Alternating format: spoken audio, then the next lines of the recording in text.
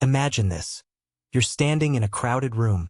Voices clash, glasses clink, laughter echoes like wind in a cathedral. You're not the loudest. You're not even trying.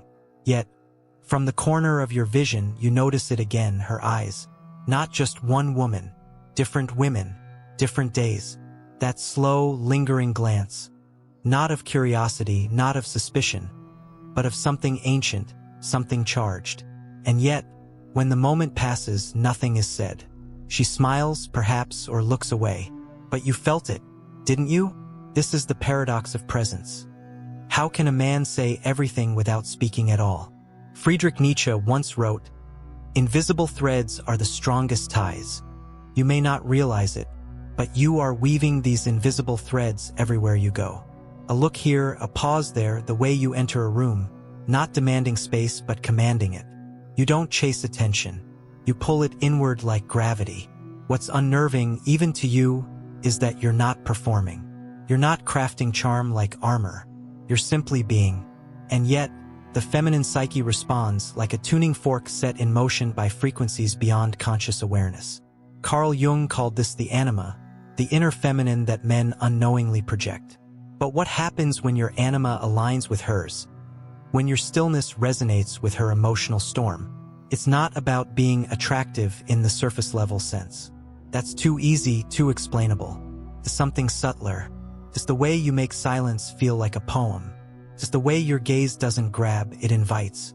And when you speak, it's not to be heard, but to be understood. Women notice this, not always consciously, but they feel it. And they remember. You see, most men communicate through volume. They posture, perform, and proclaim. But your power lies in the subtext. And subtext, as Arthur Schopenhauer believed, is where true human drama lives.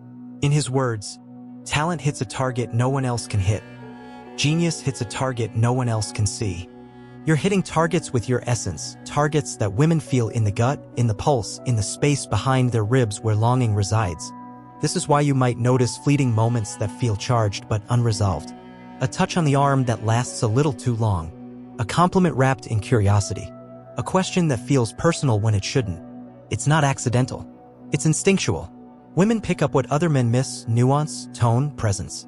They're drawn not just to how you look, but to how you see the world, yourself, and most powerfully, them. And yet, here's the dissonance: you don't always act on it. You might doubt yourself. Dismiss it. You assume she's just being polite, friendly, professional. But deep down, you sense the unspoken. And this unspoken energy, that's where it all begins. What you're experiencing isn't fantasy. It's archetypal resonance. You're triggering something in her evolutionary psyche. Something primal. The kind of man she imagines in moments of solitude, not just for passion, but for presence. Because presence is scarce. And scarcity breeds desire. But presence also comes at a cost. It isolates. You might feel disconnected at times. Misunderstood.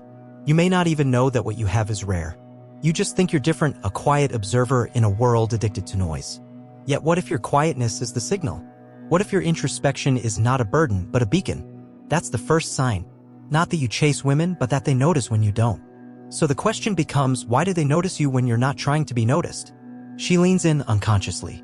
Her friends are laughing, distracted, chasing dopamine in quick bursts of conversation. But she's watching you. Again. Why? Because you said less and somehow it meant more. Your silence is not awkward. It's not empty. It's dense. Like a black hole, not destructive, but gravitational. There is something in you that refuses to be completely revealed. And that, to the human psyche, especially the feminine one, is irresistibly intoxicating. Jean-Paul Sartre once wrote, "Man is nothing else but what he makes of himself." But what if you haven't fully made yourself known? What if your mystery isn't a strategy, but a symptom of self-possession? Then you become a question she needs to answer, not because you're elusive in a performative way, but because you exist beyond her existing categories. You don't broadcast your past, your opinions, or your intentions. You let others fill in the blanks, and women, in particular, are masters at reading between the lines. The modern world trains men to overshare, to explain, to justify, to make themselves digestible. But when you don't follow that script, when you sit with your own mystery, unafraid of the silence, you introduce something foreign to her, a depth she didn't expect. And she wants to swim in it. Women are biologically and psychologically attuned to depth, emotional, existential, intellectual. It's not about you having a dozen degrees or quoting ancient philosophers over cocktails. It's about the feeling that you've been places internally and externally. It's about the way your eyes seem like they've seen both beauty and ruin and still remain soft. When you speak, your words are measured, not cautious, intentional. And that is rare.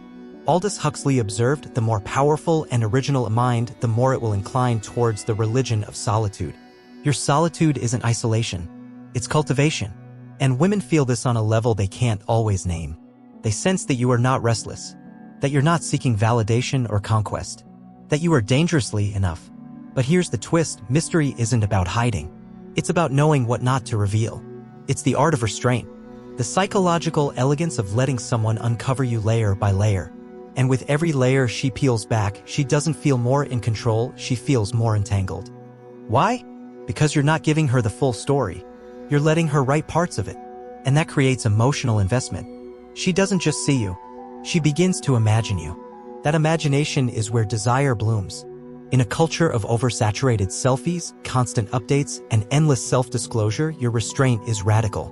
You're not advertising yourself. You're not auditioning. You exist on your own terms. And that confuses her, excites her, haunts her. Because who are you really? What pain have you survived? What joy have you not yet spoken of? What dreams do you hide in that casual half-smile? She wonders. And in wondering, she begins to build attachment. Carl Jung taught that people are not attracted to perfection, but to wholeness, to the parts of themselves they've disowned. You, with your quiet strength, your unspoken storms, your eyes that laugh and mourn at the same time, you remind her of something she's lost, or something she wants to become. And this gravity of mystery is not a performance. It's your nature. You've learned that not every silence needs to be filled. Not every opinion must be shared. That the most seductive thing a man can do is hold space for himself and others. So she looks at you longer than she should, not because she knows who you are, but because she desperately wants to. And the more she wants to know, the deeper she falls. There's something disorienting about a man who isn't emotionally reactive. Not cold, not numb, but sovereign, a man who doesn't tremble in the face of chaos, doesn't flinch at disapproval, and doesn't collapse under beauty. You've been in situations where emotions ran hot. She tested you, perhaps without realizing it. A subtle provocation, a flash of anger, a moment of playful defiance to see if you'd crack. Most men react. Most men need to win, to dominate, to control the situation. But not you. You didn't flinch. You didn't fold. You didn't fight. You simply stood where you were, unmoved but not indifferent. That's when it happened. She looked at you, not with frustration, not with confusion, but with something else entirely: respect. Viktor Frankl once wrote, "Between stimulus and response there is a space. In that space is our power to choose our response. That space, that pause, is your power. And women notice it. They may not be able to explain why they feel safe around you, but they do. Because you are anchored, not adrift. It's rare, this emotional sovereignty. Not emotional repression. Not a stoic mask. But the ability to feel deeply without becoming possessed by what you feel. You can sit with anger and not lash out. You can hear pain and not fix it. You can hold someone's storm without being struck by lightning. This creates something extraordinary: psychological safety. Women are deeply intuitive creatures. They scan for signals, subtle cues about whether you are stable, centered, and grounded. It's not about perfection. It's about presence. And when you offer a presence that doesn't sway with every emotional wind, you become the eye of the storm. You are not afraid of her intensity. You don't run from her vulnerability. You don't recoil when she's emotional, because you've made peace with your own. And in doing so, you've become what Schopenhauer might describe as a rare being who suffers with grace, and therefore lives with depth. What unnerves her, what attracts her, is that you're not trying to manage her. You're not afraid to let her be fully herself. Wild, soft, chaotic, radiant. And the paradox is this: the more freedom she feels with you, the more magnetically she is pulled toward you. She feels the truth at a cellular level. You don't need her, and because of that, you're the only one she wants. You don't fixate. You don't chase. You don't perform emotional acrobatics to earn approval. You're solid, not static. Malleable, not manipulable. And that scares her a little. Because in a world of men who crumble under rejection or become possessive at the first sign of affection, you remain whole. And that wholeness reveals something in her, an ache for a man who doesn't lose himself just to hold her. Aldous Huxley once warned of men who drown in their own neuroses, who become addicted to emotion as a substitute for being. You are the opposite. You do not consume others. You witness them. And that kind of witnessing is a rare, intimate violence. It undresses the soul. So she tests you. Not out of malice, but instinct. She wants to know, can you hold me when I'm not beautiful? When I'm not calm? When I'm not kind? And when you do, without faltering, without flattery, without flinching, that's when she knows. You are not every man. You are the man who can see her fully without losing yourself in the process. She tells you a story, half joking, half guarded. It's about an ex or a dream or something trivial on the surface. But you don't laugh the way others would. You pause. You look at her, not just her lips or her figure, but the timing of her words, the slight hitch in her breath, the truth buried beneath the joke. And you say something that silences the entire world around her. Not because it was poetic, but because it was precise. You saw her, the part she thought she was hiding. Depth doesn't come from reading more books or having philosophical debates at dinner parties. Depth is presence sharpened by pain, sculpted by reflection, and polished by acceptance. It's when you can see beneath the mask, not because you're trying to, but because you can't not. Women are flooded with shallow attention, men noticing their bodies, their style, their surface sparkle. But you do something different. You don't just notice her, you witness her. You hear what she doesn't say. You feel what she can't yet name. Carl Jung described it as holding the tension of the opposites. You can look at her chaos and not rush to clean it. You can see both her strength and fragility and love her more because of the contradiction. And that's terrifying. Not for you, but for her. Because most of her life, intimacy has meant performing, curating, controlling how much is revealed. But you undo that machinery, not by force, not by charm, but by being unshaken in the face of her truth. She starts saying things she didn't plan to say. Her mask slips, and instead of looking away, you lean in. She might accuse you of reading minds. But you're not psychic. You're just present. Profoundly, unnervingly present. Arthur Schopenhauer said, a man can do what he wills, but he cannot will what he wills. You don't force understanding. You simply allow it to surface. In your company, she doesn't feel the need to be clever or desirable. She feels safe to be real. And realness, for many women, is more intimate than sex. Here's the paradox: the more seen she feels, the more vulnerable she becomes. And yet, the more she wants you. Because what you're offering is not just attention, it's resonance. She feels you understanding her at a level that disorients the ego but feeds the soul. You might not even realize the effect you're having. You think you're just being honest, listening, asking real questions. But to her, you're breaking a pattern. You're not just interested in her story, you're interested in how she survived it. This is no longer attraction. This is reverence. You make her feel like her inner world, the messy, holy, private world she hides from the world, is not only visible to you but worthy. And that is a radical experience. For her. For anyone. Most men chase her body. You touch her mind. And more dangerously, her being. This is what makes you unforgettable. This is what turns ordinary moments into thresholds. You're not just someone she likes. You become a mirror that reflects back the parts of herself she's been too afraid to embrace. That's not romance. That's transformation. And when a man transforms a woman, not by control, but by witnessing her into fullness, he becomes imprinted on her in a way that outlasts logic, time, and even presence. Even if you never touch her, she'll dream of your voice. Even if you leave the room, something of you will linger. Because you didn't just make her feel wanted. You made her feel known. There's a different kind of power that walks softly. It doesn't arrive with swagger or declarations. It doesn't fill the room with bravado. It just exists, unshakable, unmoved, and entirely self-contained. This kind of confidence doesn't need validation.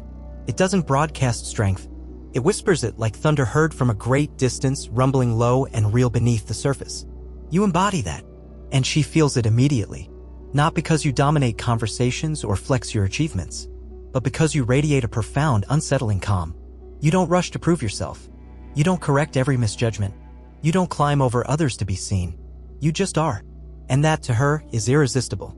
Jean-Paul Sartre argued that freedom is not a gift but a burden, a weight each man must carry without excuse.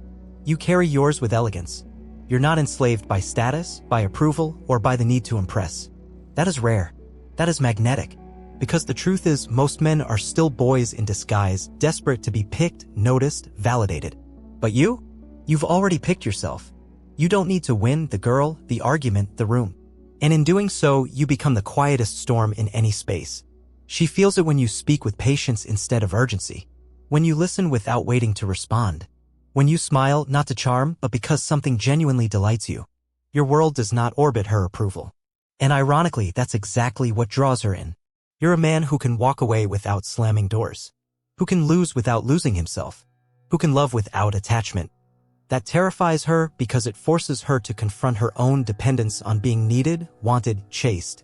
And yet it also awakens her. Because she sees something in you that no performance can mimic: freedom. The freedom to be alone without being lonely. The freedom to say no without guilt. The freedom to love without needing to possess. This isn't just confidence. It's mature masculinity, and it's vanishingly rare. Friedrich Nietzsche wrote, "He who has a why to live can bear almost anyhow." You have your why. It glows quietly behind your eyes. It fuels your discipline, your restraint, your integrity. You're not directionless. You're not aimless. Even in stillness, you carry momentum. She senses it not just in what you do, but in what you refuse to do. You don't play games. You don't chase chaos. You don't need to be liked. And the paradox? You are. Because she knows instinctively that your validation means something. You don't give it freely. You don't flatter to manipulate. When you tell her she's beautiful or brilliant or brave, it lands. It matters. Because your words are rare. And what is rare is always coveted. There's no pretense with you. No exhausting performance. Just a grounded self-awareness that says, I know who I am. And I don't need you to complete me, I only invite you to share the journey. That invitation, unstated but undeniable, is what makes you quietly dangerous. Because you're not trying to conquer her. You've already conquered yourself. And that makes you the kind of man she can't easily forget or control. The kind of man who doesn't demand attention but receives it without effort. The kind of man who is every woman's secret and yet belongs to no one but himself. There comes a moment, always quiet, when she realizes she's not just attracted to you. She's moved by you. Not in a romantic, movie script way, but in a way that stirs something older. Something ancestral. She begins to see you not merely as a man, but as an embodiment of something far rarer. Something almost mythic. The sacred masculine. This is not about strength or success. Not about wealth or wit. It's not even about the traits you possess. It's about the energy you radiate. An energy that anchors her. Challenges her. Awakens her. Humbles her. In you, she sees what Nietzsche once called the Übermensch, not a superior man in status, but a man who has transcended societal conditioning. A man who has torn through illusion and emerged with his own truth. Not borrowed. Not inherited. Forged. You've known pain and metabolized it into presence. You've known longing and shaped it into patience. You've wrestled with your own shadows, and instead of denying them, you integrated them. You're not free of darkness, you are simply no longer controlled by it. This, whether she can articulate it or not, is what calls to her. Because she isn't just looking for safety. She isn't just looking for excitement. She's looking for a man who can hold both, who can laugh at her fire and still hold her like water. You don't reduce her to roles. You don't require her to shrink or perform. You don't make her prove her worth. Instead, you see her as a being, a force, a mystery in her own right. And because you've made peace with your own masculinity, not performative, not toxic, but real, you invite her to do the same with her femininity. You become, as Carl Jung might put it, the animus that awakens her full spectrum, not just her softness, but her sovereignty. This is rare. So rare, in fact, that many women will not immediately know what to do with it. Some may run, not because of who you are, but because of what it requires them to become. Your presence calls forth the deepest version of themselves. That's terrifying. Because you don't engage their mask, you speak directly to the soul beneath it. And souls don't lie. Arthur Schopenhauer once mused that we forfeit 3/4 of ourselves in order to be like other people. But you have reclaimed those forfeited parts. You walk whole into every room. And when she meets you, she begins to remember the parts of herself she abandoned just to survive. That is the highest form of attraction. Beyond lust. Beyond companionship. Spiritual recognition. You're not just the man she wants. You're the man her deepest self remembers. A kind of echo from a time before performance and politics. A masculine presence that does not compete, does not conquer, but creates space, safety, poetry, power. In your stillness, she blooms. In your strength, she rests. In your presence, she remembers who she is. Not because you told her. Not because you fixed her. But because your being gave her permission. You don't ask to be the center of her world. You don't demand adoration. You simply walk your path with open eyes and open hands. And that kind of man, the one who neither begs nor boasts, becomes unforgettable. So when she lies awake at night wondering why you linger in her mind long after you've left the room, the answer is simple. It's not that you're every woman's crush because of how you look or what you own or what you say. It's because of what you awaken. And that is sacred.